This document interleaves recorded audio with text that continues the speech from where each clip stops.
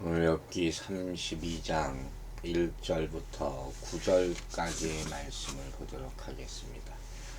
1절부터 읽겠습니다. 욥이 자신을 의인으로 여김으로 그 세 사람이 말을 그치니 람족 속 부스 사람 바라겔의 아들 엘리후가 화를 내니 그가 욥에게 화를 내면 욥이 하나님보다 자기가 의롭다 하며 또 세 친구에게 화를 내면 그들이 능히 대답하지도 못하면서 욥을 정죄함이라. 엘리후는 그들의 나이가 자기보다 여러 해 위이므로 욥에게 말하기를 참고 있다가 세 사람의 입에 대답이 없음을 보고 화를 내니라. 부수 사람 바라겔의 아들 엘리후가 대답하여 이르되 나는 연소하고 당신은 연로하므로 뒷전에서 나의 의견을 감히 내놓지 못하였노라. 내가 말하기를 나이가 많은 자가 말할 것이요 연륜이 많은 자가 지혜를 가르칠 것이라 하였노라. 그러나 사람의 속에는 영이 있고 전능자의 숨결이 사람에게 깨달음을 주시나니 어른이라고 지혜롭거나 노인이라고 정의를 깨닫는 것이 아니니라. 아멘. 자, 오늘 말씀 드디어 이제 엘리바스, 빌닷, 소발 세 친구들과 욥의 논쟁이 끝나고 지친 거죠. 엘리후가 등장합니다. 욥이 이 세 친구들의 말을 받아들이지 않은 채 계속해서 자신의 무죄를 주장하고 또 자신이 의롭다고 말을 하자 친구들은 더 이상 그와 논쟁을 계속할 필요성을 느끼지 못하고 이제 발언을 중단하게 되는 것이죠.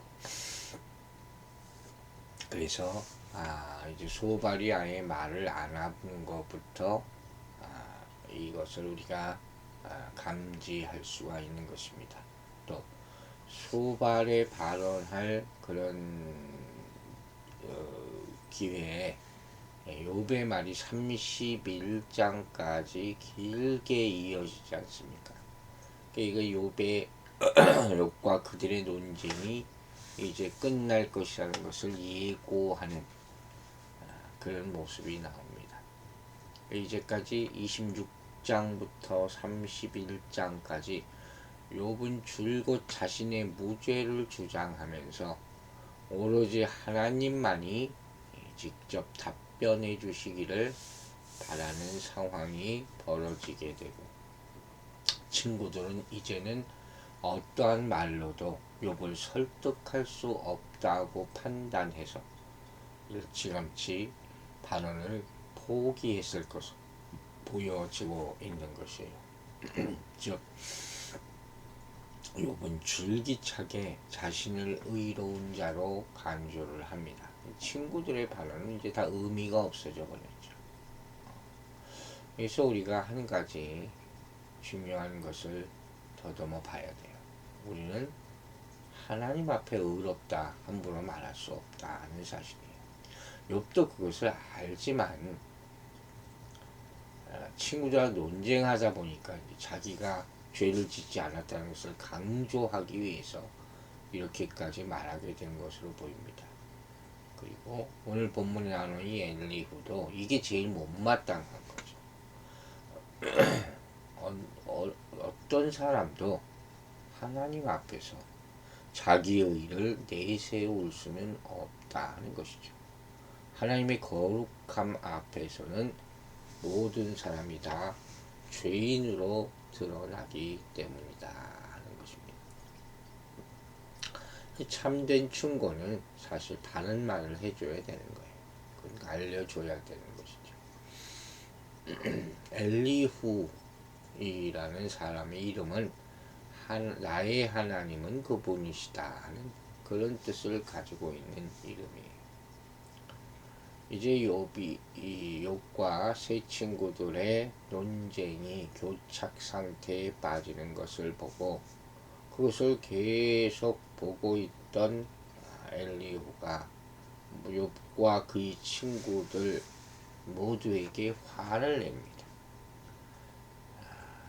욥에게 화낸 것은 그 이유를 이미 말했죠. 스스로 하나님보다 더 옳다고 주장하는 것처럼 여겨졌기 때문이죠. 어쨌든 욥은 하나님이 무죄한 자신에게 아무 이유 없이 재앙과 불행을 쏟아부으셨다 이렇게 주장하죠. 자신이 처한 상황을 이해할 수 없다고 탄식해 왔습니다.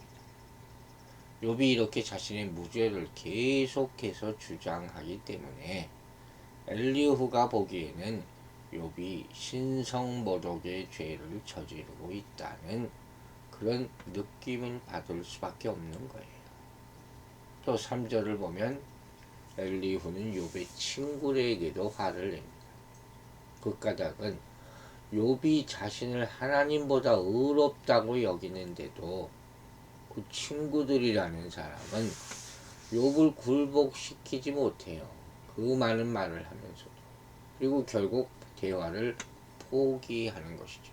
즉, 이 친구들도 욥을 설득하는 데 성공하지 못하고 심지어는 질질 끌려다니는 듯한 인상을 받은 거예요. 그래서 자기가 이 자칭 마지막 해결사로 등장한 것 같은 그런 장면이죠. 사실 그들은 욥을 정죄하려고만 했죠. 친구들은. 욥이 하는 말에 변변한 대답한 말이 못합니다. 마치 하나님께서 잘못이 있는 것과도 같은 그런 결과를 초래하고 말게 된 것이고, 엘리의 입장에서 보면 이런 상황을 지켜보는 것이 참 답답하고 분통 터지는 거죠. 항상 그래요. 제3자의 입장에서 보면 해결책이 보이는 것 같은 답답해 보일 수가 있다 하는 것이죠. 여기서 또 한 가지 교훈을 얻게 되죠. 우리는 다른 사람을 무책임하게 정죄해서도 안 된다는 거예요. 그것도 조심해야죠. 엘리후는 이 세 친구들이 욥의 고난을 무책임하게 죄의 문제와 결부해서 정죄하다가 입증하지 못하고 아무 소리 못하는 모습을 보자 거기에도 화가 나는 거예요. 이런 모습을 보면 엘리후도 결국 나중에 가면 세 친구들과 다를 바가 별로 없습니다. 그러니까 이제까지의 전체 모습을 쭉 회상해 보면 욥을 찾아온 친구들이나 그들과 대화하던 욥이나 서로 화를 내게 되는 거죠. 이들은 분명히 어려움을 당한 욥을 위로하기 위해서 먼 곳으로부터 찾아왔어요. 처음에는 안타까운 마음에서 아픔을 같이 했죠. 말도 안 했어요. 그러나 말을 하기 시작하면서 논쟁이 되었고, 이러한 논쟁이 독자들에게는, 우리 같은 사람들에게는 분명히 신학적으로 깊은 성찰을 할 수 있는 내용이 있죠. 하지만 욥 자신에게는 절망과 분노 빼고 남은 게 없어요. 물론 깊이 살펴보면 점점 하나님 앞에 다가가는 모습은 있겠지만 현실은 너무도 힘들었을 것이다 하는 거죠. 여러 차례 이런 상황에 대해서 얘기하지 않았습니까? 돕겠다고 하는 말이 좌절을 더 깊게 하거나 분노를 유발하거나 관계마저 악화시키게 될 수가 있다는 거예요. 말이 그런 거예요. 꼭 필요한 것이나 경우에 합당하지 않은 말은 오히려 죽이는 독이 되기 쉬운 거예요. 말이 사람을 살리고 죽인다 그랬어요. 우리는 세우는 말을 해줘야 돼. 사람을 세우는 말. 경우에 합당한 말이 아로새긴 은쟁반에 금사과라. 잠언 25장에 나와 있어. 말을 조심하라 하는 것이고, 합당한 말을 한다는 게 쉽지 않다는 것을 보여주는 그런 말씀이죠. 이제 4절부터 보면 엘리후가 보기에 의미심장한 말을 합니다. 자기보다 나이가 많은 어른들이 번갈아 가면서 욥과 대화를 이어나가는 것을 보면서 그걸 자제했다는 거예요. 자기도 이 대화에 끼어들고 싶은데 욥이 젊은 청년이었거든요. 침묵을 이제까지 지키고 있었다 하는 거죠. 그러다가 욥의 친구들이 욥의 무죄 주장에 대해서 답변다운 답변을 하지 못한 채 대화가 이제 끝났잖아요. 그러니까 이 젊음의 분노와 열의가 막 올라오는 거예요. 그래서 이 논쟁의 한복판에 자기도 들어가게 되는 것이죠. 그가 이 젊은 나이에도 불구하고 이렇게 이 대화에 들어간 것은 욥과 욥의 친구들, 이 모든 대화가 하나님의 정의로우심을 나타내는 것을 오히려 방해하고 있다고 여겼기 때문에 불편했던 거예요. 가만히 듣자 하니까 참 양쪽 다 한심해 보이는 거죠. 하지만 여기서 그가 젊은 사람으로서 자기보다 나이가 많은 어른들 앞에서 화를 냈다 하는 것도 별로 좋은 행동은 아니다 하는 것도 우리가 생각할 수 있는 겁니다. 먼저 6절부터 엘리후는 자신의 연소함에 대해서 얘기합니다. 자신의 위치를 알고 있다는 거죠. 이제까지 이 네 사람의 대화 논쟁에 끼어들지 못하고 뒷전에서 자신의 의견을 감히 내놓지 못한 것은 연로한 그들에 비해서 자신이 더 젊고 어리기 때문에 그들 앞에 선뜻 나서서 자신의 견해를 밝히기 어려웠다 이렇게 말합니다. 나이가 많은 사람은 다는 그렇지 않죠. 하지만 어쨌든 오랜 세월을 살아왔잖아요. 그래서 지혜도 많이 쌓았을 것이다 이렇게 인정을 하는 거예요. 그래서 자제하고 있었다는 것이죠. 그런데 이런 소모적인 논쟁이 계속되고 이제 그것마저 끝나자 실망을 하는 것이죠. 그래서 보통 연륜이 많은 자들이 젊은이들을 가르치는 그런 관례를 무시하고 대화를 자기도 논쟁에 끼어들기로 작정을 한 거예요. 먼저 우리는 연륜 있는 사람들을 존중하는 자세를 가져야 함은 분명합니다. 엘리후가 초반에 그랬던 것처럼 다른 연장자의 의견을 기다리고 자신을 절제하는 그런 겸양의 미덕을 항상 가져야 되는 거예요. 젊은 세대는 혈기가 있죠. 늙은 사람도 마찬가지일 때가 있지만 또 오만하기 쉽고 기다리는 것에 익숙하지 않아요. 급해요. 자신을 빨리 드러내고 자랑하고 싶어 하는 그런 게 있죠. 그러니까 이런 자세를 지향하고 나이가 드신 분들을 귀히 여길 수 있어야 돼요. 연륜 있는 사람들은 보통 풍부한 경험이 있잖아요. 또 오랜 세월을 통해 얻은 성찰이 축적되면서 그래도 젊은이들보다는 깊이 있는 지혜를 소유하고 있는 경우가 많거든요. 젊은 세대는 이런 지혜를 귀담아 들어야 된다 하는 거예요. 교회에서 흔히 발생되는 갈등의 많은 부분이 바로 기성세대와 다음 세대의 입장과 견해 차이예요. 이 이민교회는 평생의 숙제입니다. 이런 갈등을 풀어가는 지혜가 필요합니다. 서로 문화적으로 언어적으로 틀린 게 많기 때문에 참 풀기 어려운 문제라는 것이 서로의 입장이라는 걸 고려하지 않는 거죠. 그래서 교회 안에서 많은 젊은이들이 기성세대의 조언을 가볍게 생각해요. 자신의 아주 같은 경험과 지식을 주장하는 경우가 많다는 거. 올드하다. 연세 드신 분은 이렇게 표현하죠. 시대에 뒤떨어졌다. 그렇게 되는 거예요. 그러니까 이걸 방지하기 위해서라도 어른들의 축적된 지혜와 경험을 배우는 자세가 있어야 되는 거예요. 특히 그 조언이라는 것이 하나님의 말씀을 가지고 분투하며 살아가는 성도들의 조언일 경우 받아들여야 된다 하는 것입니다. 엘리후의 주장은 이런 거예요. 8절부터 이렇게 말합니다. 하나님이 창조하신 인간은 누구나 자기 안에 영을 가지고 있기 때문에 그 하나님의 숨결, 영이죠. 이것이 인간에게 깨달음을 주는 것이 아니냐.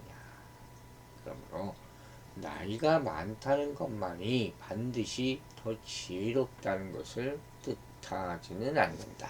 이렇게 얘기를 해요. 젊은 사람들도 노인 못지않게 지혜를 가지고 있을 수 있지요. 그래서 전통의 귀를 기울이면서도 그 시대가 제시하는 고민과 문제에 대해서 언제나 귀를 기울일 수 있어야 된다. 한국에서 속된 말로 꼰대 이런 얘기를 합니다. 나이만 먹었다고 그게 전부가 아니다 하는 그런 말씀이죠. 이 얘기는 결국 자기 자신이 비록 젊지만 노인들과 마찬가지로 큰 지혜와 깨달음을 가지고 있음을 은연중에 지금 나타내고 있는 거예요. 이런 나이의 역전은 전통적인 지혜에서 중요하게 여기는 가치의 역전이라고 할 수 있는 거예요. 이런 것은 단지 연장자들의 능력 부족 때문만이 아니고 나이 어린 사람들이 가지고 있는 새로운 진리에 대한 인식 능력이 부각되는 그런 장면이죠. 엘리후는 조금 특별한 말을 여기서 하고 있는 거예요. 결국 인간 안에 있는 지혜의 영이 각자가 틀린 것이고 이건 나이와는 상관없는 것이 아니냐 하는 거죠. 틀린 말은 아닙니다. 사람은 영적인 존재이기 때문에 하나님이 지혜를 주실 수 있는 거예요. 모든 사람은 하나님의 형상으로 창조되어 하나님의 숨결이 깃든 존재라는 것도 맞는 얘기입니다. 그래서 신분이나 성별이나 나이, 조건 이런 거 상관없이 하나님께서 지혜를 베푸신다는 거예요. 그래서 엘리후가 주장하는 것처럼 비록 나이가 어리다고 해도 우월한 지혜를 가지고 말할 수가 있다는 그런 주장이죠. 그럴 수 있습니다. 또 인간의 지혜는 한계가 있다는 거예요. 연륜과 경험이 많다고 해서 저절로 지혜와 정의를 깨닫는 분별력이 점점 깊어지는 것도 아니다 하는 거죠. 이 말씀은 하나님의 말씀 앞에서는 늘 겸손히 배워야 한다 하는 거예요. 하나님의 어리석음이 사람보다 지혜롭고 하나님의 약하심이 사람보다 더 강하다 이렇게 말하지 않았습니다. 이처럼 우리는 신분이나 지위나 명예나 성별이나 나이 고하를 넘어서 각 사람의 생각이나 의견을 존중할 수 있어야 된다 하는 것입니다. 나이가 많고 적고를 떠나서 그 누구라도 성경적 진리에 맞고 타당한 의견을 제시할 때는 언제든지 들을 수 있어야 돼요. 받아들일 수 있어야 된다 하는 것입니다. 몸된 교회의 지체, 우리는 다 그렇습니다. 이렇게 말하면서도 그런 조건 때문에 누군가의 의견을 존중하거나 누군가만 아니면 존중하지 않거나 하는 분위기가 교회 안에 있어서는 안 된다는 것이에요. 우리는 기준이 있어요. 인간의 경험, 인간의 지식, 이것에 따라서 누구를 판단하는 것이 아니라 하나님의 말씀에 따라서 움직여야 한다 하는 것입니다. 하나님의 말씀만이 우리가 의지하고 따라가야 할 절대 기준이라는 사실을 우리는 잊지 말아야 할 것입니다. 기도하겠습니다. 아버지 하나님, 우리에게 지혜의 영을 부어 주시옵소서. 참으로 지혜가 필요한 세상인데 사람들이 지혜를 구하지 않고 능력만을 구할 때가 많습니다. 또 지금 위치나 또 나이가 많고 적음, 배움이 많고 낮음, 이런 것으로 평가하고 기준을 삼는 그런 세상 가운데 살아가고 있습니다. 이때 오로지 하나님의 말씀을 기준으로 삼는 개인과 교회 공동체가 되게 하여 주시옵소서. 우리가 눈에 보이는 것을 따라가고 복종하는 것이 아니라 우리 내면에서 말씀하시는 성령의 음성을 듣고 순종하는 지혜로운 주의 자녀들로 삼아 주시옵소서. 한 주간 참 힘들고 어려운 일도 많고 또 날씨가 점점 추워지는 가운데 병이 들어 고통받는 성도들도 있습니다. 불쌍히 여겨주시고 안수하여 주시고 속히 나을 수 있도록, 그래서 다시 교회에 나와서 함께 예배 드릴 수 있도록 도와주시옵소서. 내일 거룩한 주일을 맞아 복된 주일이 되게 하여 주시고 나는 모든 성도들이 주님을 찬양하는 순간부터 어두웠던 마음들이 다 사라지고 밝고 빛나는 주의 영광이 임하는 성스러운 주일 되게 축복하여 주시옵소서. 감사드리며 예수 그리스도의 이름으로 기도했습니다. 아멘.